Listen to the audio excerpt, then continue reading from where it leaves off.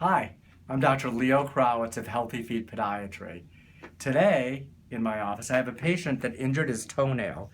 He kicked a tire in his garage. He was wearing flip-flop sandals, which are open-toed sandals.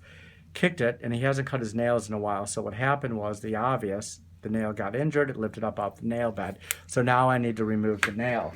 So I numbed him up a few minutes ago, and now you can see how loose this nail is right here. And it's really, really wiggly. So it actually can come right off the nail bed pretty easily. So the way I do this is I'm going to grab on the nail with a hemostat, and we'll take that nail off. It comes right off, voila, right off of the nail bed. And you can see the nail bed is fairly clean. It's a little bloody there from where we injured it. I make sure that there's no cuts or deficits in the nail bed, because if there are, the bone is so close to that he could get a bone infection very easily.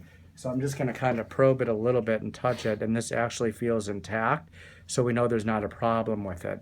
So I'm just going to put a dressing on this, and that's going to be the end of the situation. He'll soak it in white vinegar and water, and everything will be all right.